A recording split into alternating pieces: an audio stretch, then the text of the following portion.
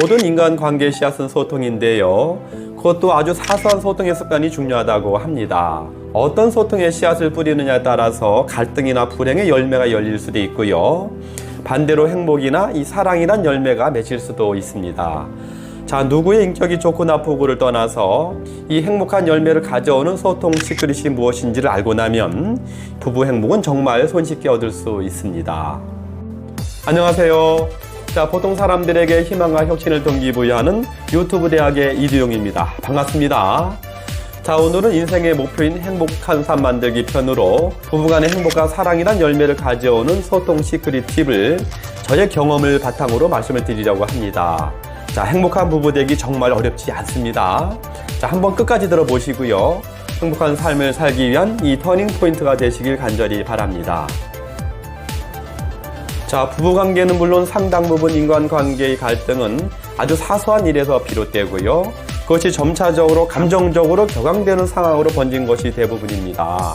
자, 예를 들어서 부부간의 사소한 대화가 감정적인 반목이나 불신, 더 큰 갈등으로 되는 사례를 많이 볼 수 있는데요. 자, 예를 들어서 남편이 퇴근 후에 아내가 남편에게 이렇게 말할 수가 있습니다.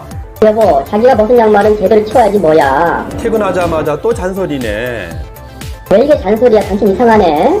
잔소리지. 피곤해 죽겠는데 사성을 왜 이게 가지고. 사소한 거야? 애들이 뭘 보고 배우겠어.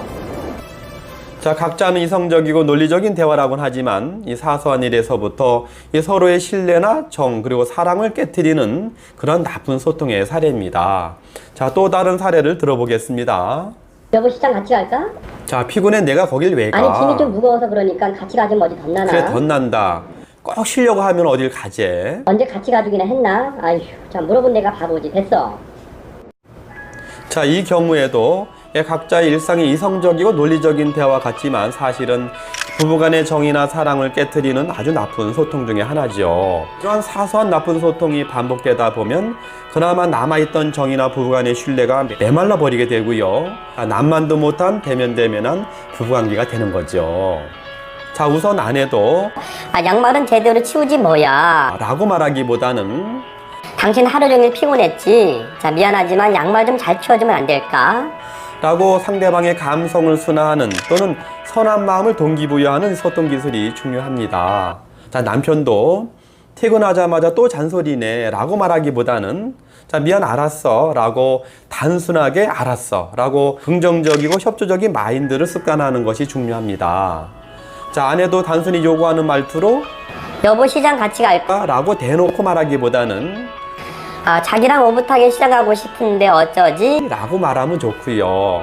자, 남편도 자, 피곤해 거길 내가 왜 가? 라고 말하기보다는 그래, 알았어 라고 단순하게 알았어 라고 긍정적이고 협조적인 마인드를 습관하는 것이 중요합니다.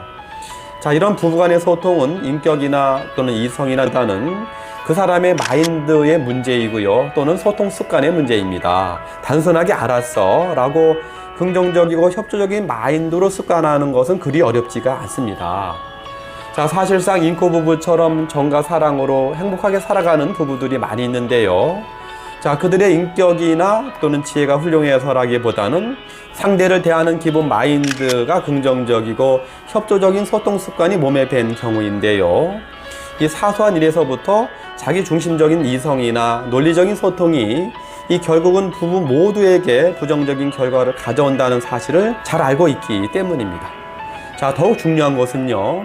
그러한 인고 부부들은 인격이 훌륭해서라기보다는 단순하게 알았어 긍정적이고 이 협조적인 마인드나 좋은 습관을 통해서 얻을 수 있는 이 부부간의 행복감이 얼마나 소중한지를 잘 알고 있기 때문에 이런 좋은 습관이 몸에 밴 경우라고 보시면 됩니다.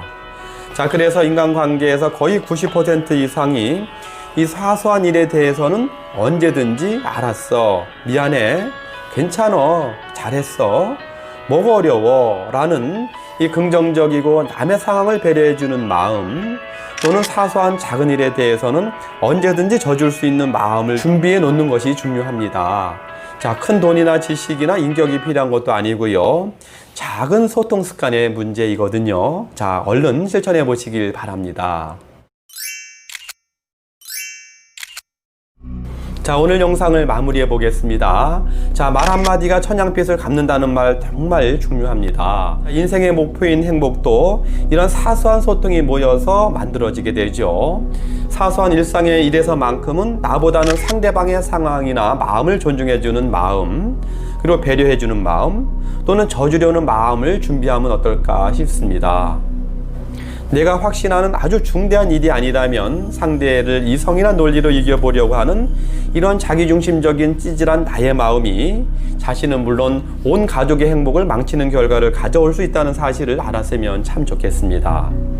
자, 오늘 당장부터라도 알았어, 미안해, 괜찮어, 잘했네, 뭐가 그리 어렵겠어? 라는 긍정적이고 남의 상황을 배려하는 마음, 또는 이 사소한 작은 일에서만큼은 언제든지 져줄 수 있는 마음을 준비해 보았으면 좋겠습니다.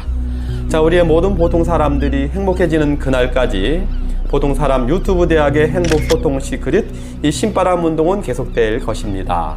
자, 다음 시간에는 플러스1 자기혁신 편으로 노후의 3가지 재앙이 무엇인지, 또 그 비밀이 막기 위해서 무엇을 해야 할 것인지란 주제로 힘차게 돌아오도록 하겠습니다. 자, 끝까지 들어주셔서 정말 고맙습니다.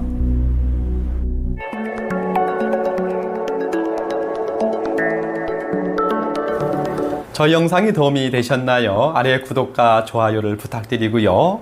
자, 우리의 보통 사람들과 생산적이고 행복한 소통을 하기 위해서 언제나 최선을 다하겠습니다. 자, 여러분 고맙습니다.